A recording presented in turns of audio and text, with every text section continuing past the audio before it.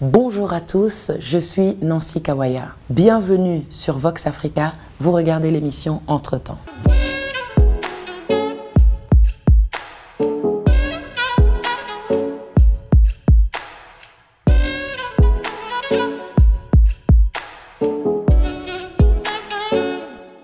Dans cet épisode, et comme vous pouvez le constater, je suis seule en plateau car l'émission se déroule sur le terrain. Dans le cadre du programme des 145 territoires du gouvernement congolais, le conseiller spécial du chef de l'État en matière de lutte contre la pauvreté et les inégalités, M.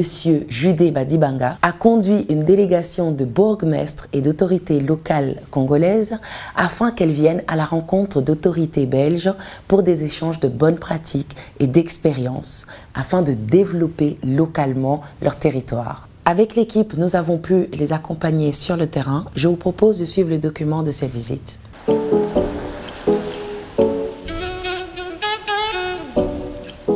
Ici, dans le bâtiment de la commune d'Ixelles, nous sommes ici pour suivre la délégation venue de la République démocratique du Congo et conduite par le conseiller spécial du chef de l'État, Judé Badibanga, accompagné de bourgmestres et d'autres officiels du Grand Katanga, dans le cadre d'échanges avec des officiels belges en vue de partenariats, d'échanges de bonnes compétences pour pouvoir développer leurs différentes régions. Nos communautés locales, donc, les entités territoriales décentralisées comme, n'est-ce pas, les villes minières ou les secteurs ou les chefferies où il y a des gisements ont de quoi, effectivement,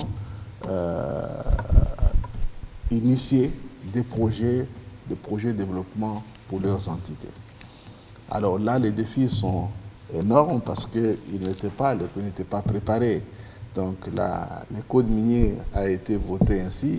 Le cadre légal n'a pas changé de comment les communes, les chefferies fonctionnent. Ils sont restés comme toutes les chefferies. Les capacités, à la base, n'ont pas été créées. Alors, les défis sont énormes. Voilà l'initiative pour nous, dans le cadre de la lutte contre la pauvreté, disant qu'on fait bloc avec le bourgmestre. Nous pouvons voir les autres administrations. On va en Belgique à l'occasion de la rencontre qui s'est préparée d'abord avec les communautés congolaises ici pour échanger sur cette question, demander des mains d'association, qu'il s'agisse de jumelage, qu'il s'agisse, n'est-ce pas, de collaborations diverses pour avoir la possibilité d'innover. Vous êtes ici chez vous, à ce titre-là aussi. Après plus de 2 heures d'échange, les deux parties se sont convenues de poursuivre les discussions afin de dégager des options en vue de nouer des partenariats dans divers secteurs entre la commune d'Ixelles et les entités décentralisées de la République démocratique du Congo, ici représentées. Une innovation pour la RDC. C'est la première fois. Pourquoi ce type de mission avec des bourgmestres notamment? Pourquoi? Quel est l'objectif? Oui, justement, c'est comme je disais tout à l'heure, le Congo est dans les nouveaux narratifs. Et justement pour développer ou commencer son développement à la base. Et nous voudrions donc que les administrations à la base soient en contact avec le monde pour pouvoir avoir les capacités d'innover et de créer une dynamique au niveau de la base. La commune d'Ixelles est très ouverte sur tous les plans, que ce soit sur le plan de jumelage, coopération, sur le plan de l'administration, venir travailler avec nous, faire des échanges entre les jeunes de ma commune par exemple, avec les jeunes de la commune d'Ixelles, sur le plan des logements sociaux, etc. En tout cas, sur tous les plans, cette commune est ouverte et je crois que ça augure des belles perspectives pour notre avenir. Un peu plus de responsabilité à la base et donc ces responsables d'eux-mêmes, on est maintenant à travers le monde à la recherche de ces partenariats et d'innovation. Comment ils pourront utiliser? À l'hôtel de ville de Bruxelles, la rencontre était plus orientée vers la gestion de l'administration publique, la gestion des populations et la lutte contre la pauvreté. Les expériences belges en matière de revenus d'intégration, la formation professionnelle ont particulièrement attiré l'attention de la mission congolaise. Il faut noter que la ville de Bruxelles est en jumelage avec la commune de Kimbaseke depuis plus de 17 ans. Un échange d'expériences, un échange, n'est-ce pas, d'informations. On est à la recherche de partenariats, comme vous le savez. Nous sommes venus ici porter un message sur le besoin de la jeunesse congolaise d'une formation, d'un renforcement de capacités et d'un accompagnement.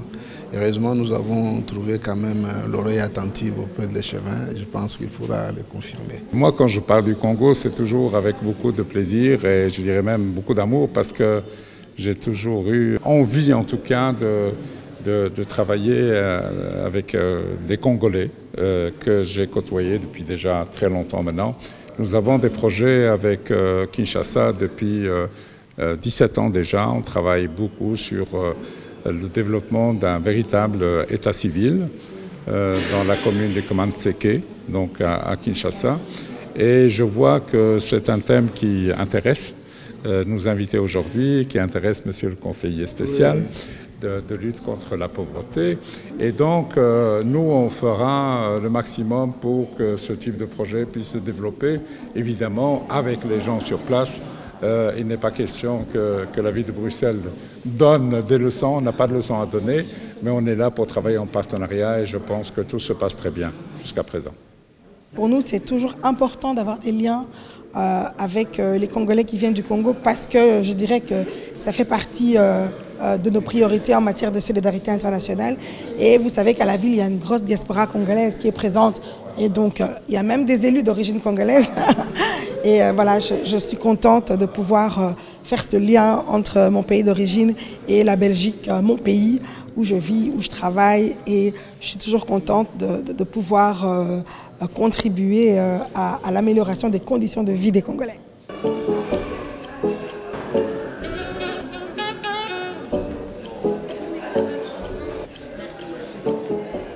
Aujourd'hui, nous avons l'honneur et le grand plaisir d'accueillir une délégation qui nous vient du Congo avec le conseiller spécial du président congolais. Avec Émir Kir, bourgmestre de la commune de Saint-Josse, les échanges ont été conviviaux.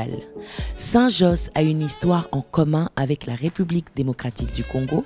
À l'initiative de son échevine de la coopération internationale Dora Ilunga, la commune de Saint-Josse a signé des accords de coopération, de jumelage en 2019 avec la commune de Selembao et de Barumbu dans le domaine de numérisation de l'état civil et de la santé notamment. L'expérience que les bourgmestres de Dilala et Fongourumé ainsi que le chef de secteur de Luilou dans le Grand Katanga voudraient répliquer dans leurs entités respectives.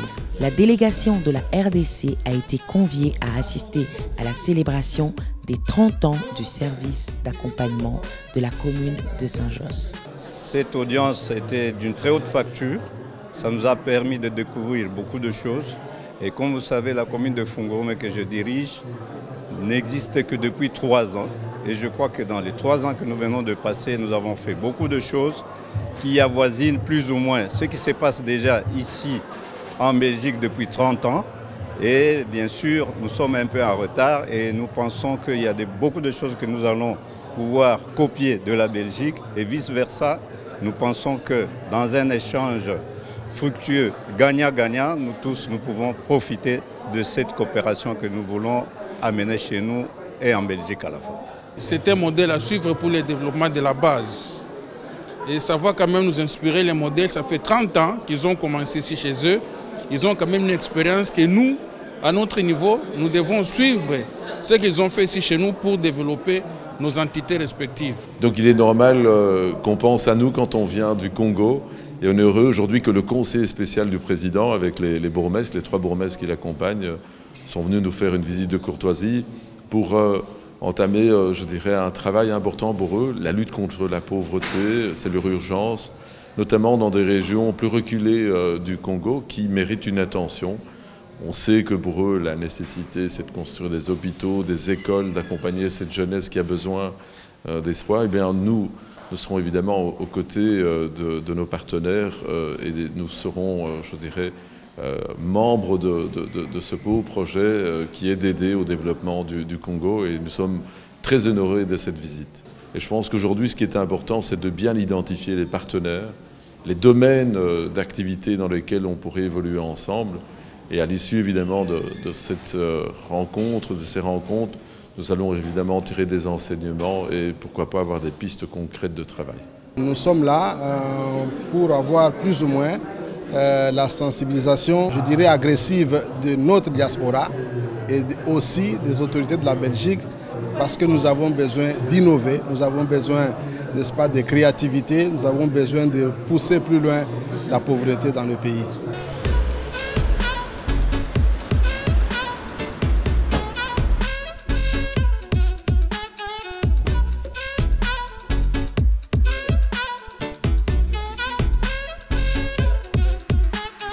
Dans la commune de Gansoren, pour une visite beaucoup plus familiale, la délégation est allée à la rencontre de M. Pierre Compagnie, connu pour être le premier bourgmestre belge originaire d'Afrique subsaharienne. Malgré sa longue expérience dans l'administration belge, Pierre Compagnie reste fortement attaché à son Congo natal.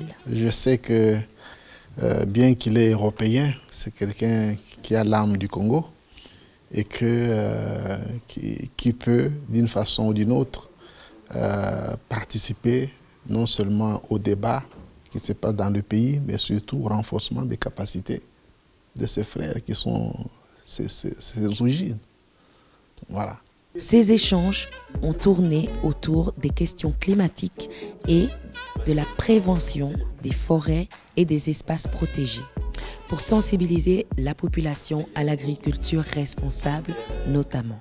Par M. Compagnie, la mission a profité de l'occasion pour lancer un appel et sensibiliser la diaspora congolaise à investir dans des projets innovants afin de lutter contre la pauvreté et les inégalités sociales. Le président a lancé le 16 octobre 2019 le programme de lutte contre la pauvreté et les inégalités. C'est un programme qui doit être implémenté à la base. Et depuis lors, malgré les difficultés de Covid et consorts, je pense qu'il est temps aujourd'hui qu'à la base, les responsables des communautés se réveillent pour un peu plus de créativité et beaucoup plus d'innovation afin de sortir ces communautés de la pauvreté. Nous sommes venus ici justement pour passer ce message à la communauté congolaise qui est ici, que c'est plus que jamais l'heure pour participer à cette lutte, n'est-ce pas, contre la pauvreté et les inégalités dans le pays, en donnant bien entendu leur expertise, en donnant leur expérience avec nous et surtout les bons exemples qu'il y a ici, il faut copier. Oui, c'est très important, surtout qu'il est avec les acteurs du terrain, c'est-à-dire ceux qui gèrent les entités humaines, les communes, les petites entités. Et ça, c'est très important parce que c'est de la base que doivent partir les bons exemples. Le Congo, c'est la première fois. Bon, les musiciens, j'ai déjà reçu les musiciens ici, hein, les femmes congolaises et tout ça, mais les autorités, des entités, ça, c'est la première fois que cela m'arrive. Je crois que c'est très important que l'Afrique connaisse quand même cette circulation qui permet à échanger les idées de bonnes pratiques.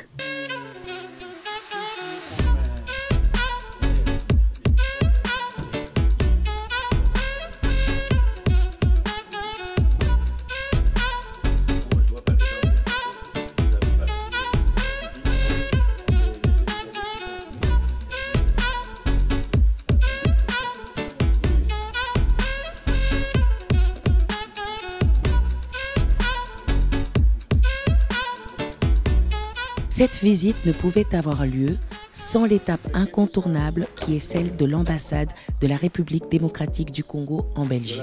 La séance de travail de plus de 3 heures avec le premier citoyen congolais en Belgique, son Excellence M. Christian Dongala, était l'occasion pour M. Judé Badibanga et sa délégation d'expliquer le bien fondé de la mission. L'ambassade du Congo devrait servir de relais auprès des structures belges et internationales pour d'éventuelles joint ventures avec des entités décentralisées congolaise. Jean Blou. Le centre de recherche agronomique de Wallonie était l'une des étapes les plus importantes de la mission. La République démocratique du Congo, avec son potentiel agricole et sa politique de lutte contre la pauvreté, a plus que besoin des méthodes et bonnes pratiques pour développer son agriculture en prenant en compte les défis humains et écologiques. Mettre en place des politiques nationales avec des actions locales. Cette visite a commencé par un échange d'expériences et l'exposé des problématiques liées aux besoins et réalités du terrain.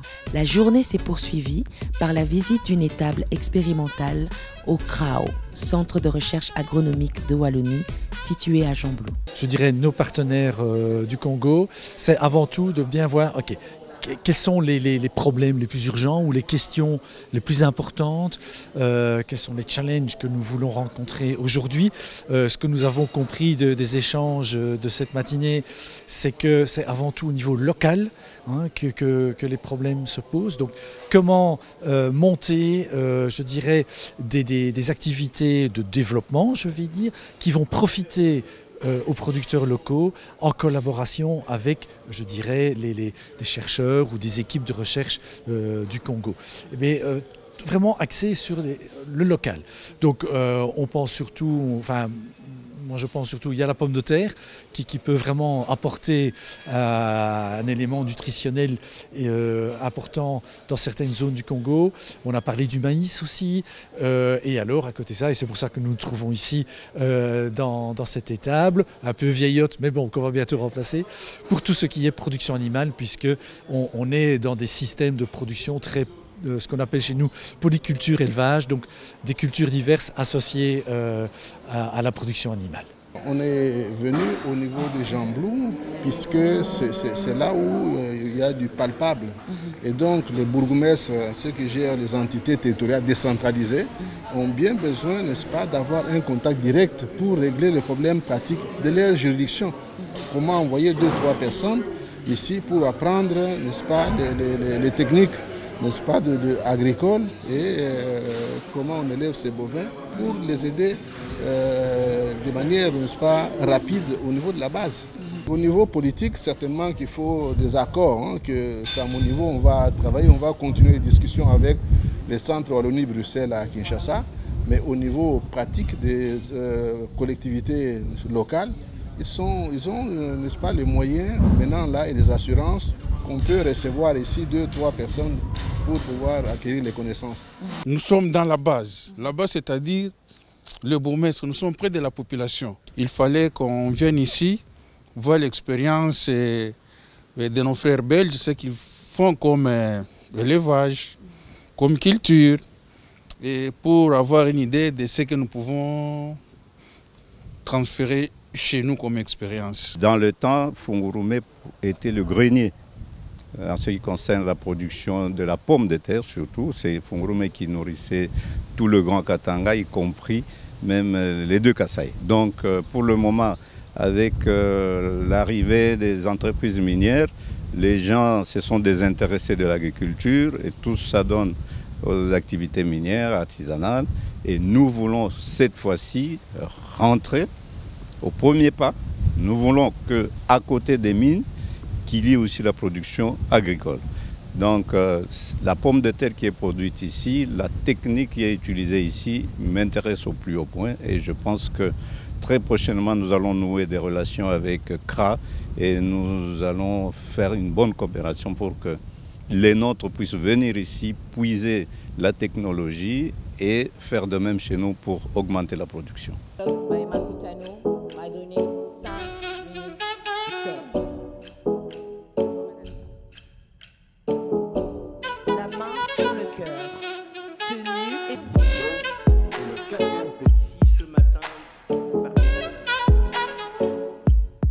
Le point d'orgue de cette visite était la participation de la délégation à la première édition du Level Up by Makutano de Bruxelles. Le Level Up, c'est le rendez-vous annuel des décideurs et CEO qui s'intéressent au continent. On peut le dire, c'est le prolongement du Forum international d'affaires Nouvelle Génération, connu comme étant le Makutano. le Level Up Bruxelles s'est donné la mission d'élargir le réseau de la diaspora afin de conforter leur installation et le développement de leurs entreprises en République démocratique du Congo, en rencontrant les institutionnels et CEO locaux. Je sais que la diaspora congolaise intéresse au plus haut point le président de la République. Le président Fachi vous adore. Il vous adore parce qu'il sait que vous êtes un levier pour l'aider dans les lourdes tâches que vous lui avez confiées. Il vous adore parce que vous êtes une mosaïque de connaissances, d'expertise, d'expérience dont le Congo a besoin pour pouvoir réaliser son rêve, celui de la revanche du sol sur le sous-sol. Occuper les 2 345 000 km² qui sont là sans projet. Êtes-vous satisfait des différents échanges ou plutôt convaincu qu'on aura un mouvement de la diaspora vers la RDC dans les prochains mois, jours? Ce n'est même pas, il n'y a pas de doute à se faire. Je crois fermement que le message est entendu, doit être entendu, doit être, si vous voulez bien, multiplié de manière à ce que nous puissions atteindre les résultats que l'on recherche. Si vous devriez dire quelque chose à ceux qui n'osent pas encore l'Afrique ou à ces membres de la diaspora congolaise par exemple qui n'osent pas retourner, qu'est-ce que vous leur diriez?